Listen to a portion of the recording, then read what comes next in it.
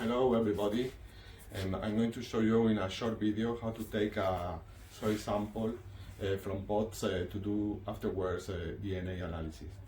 In this case we are interested in the rhizosphere, and for example this would be 5 replicates of a treatment, and then the thing that you have to do is to do the same for each of the pots.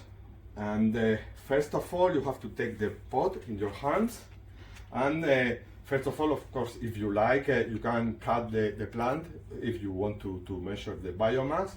If not, as is in our case, you can leave just in a piece. Then you turn this part that we're going to do now is to throw away.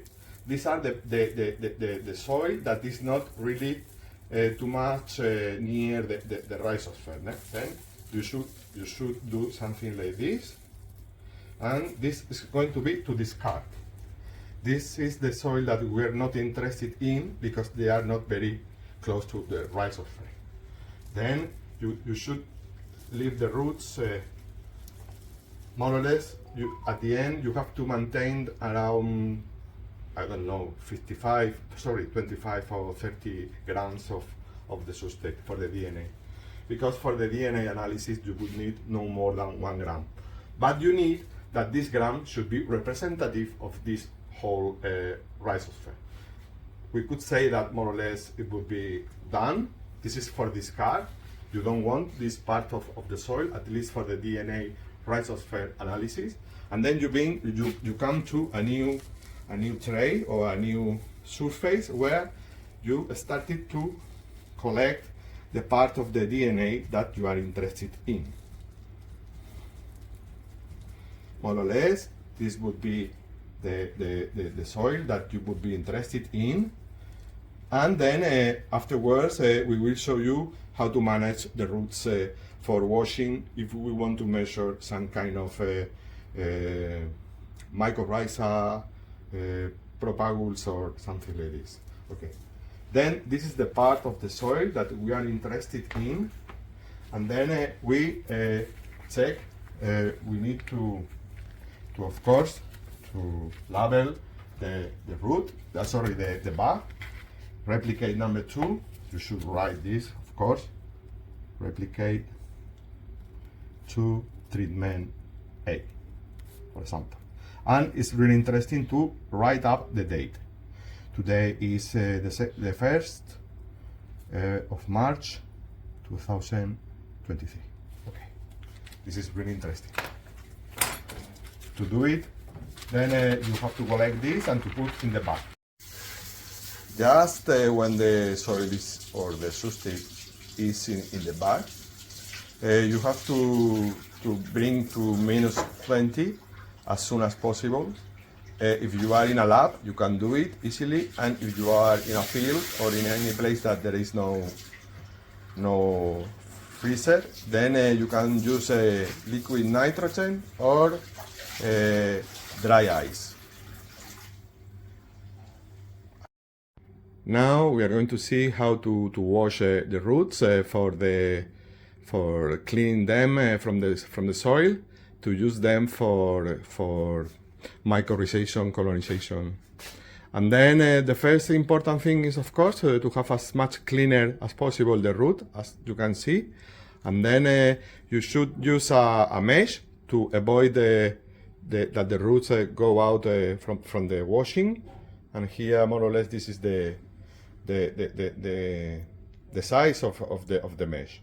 Okay, then let's go. We are going to start the process of washing. It's really simple. It's something like this. It's to open the tap and start to wash.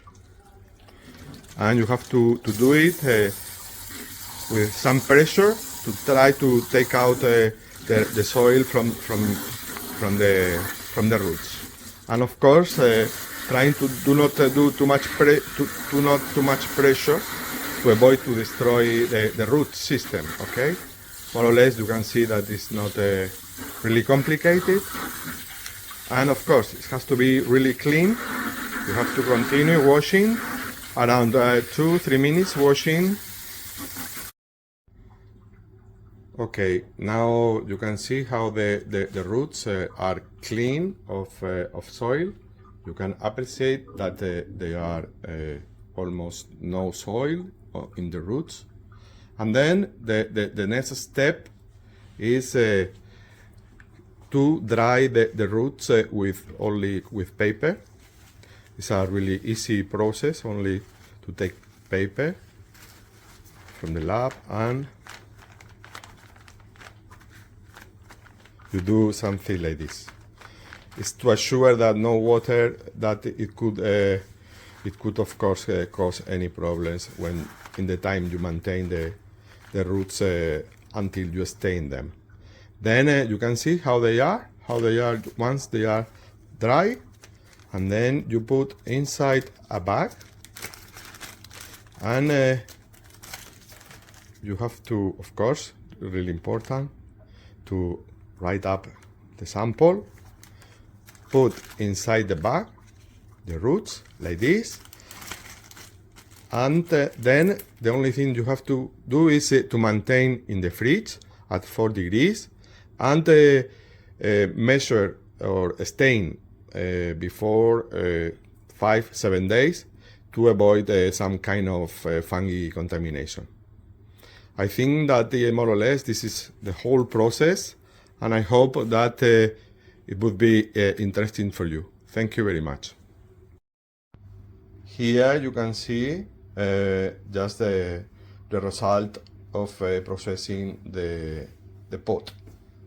On our right we have the substrate, the roots in the middle, and the biomass on your left. And this is how to proceed to do a proper manipulation of pot samples.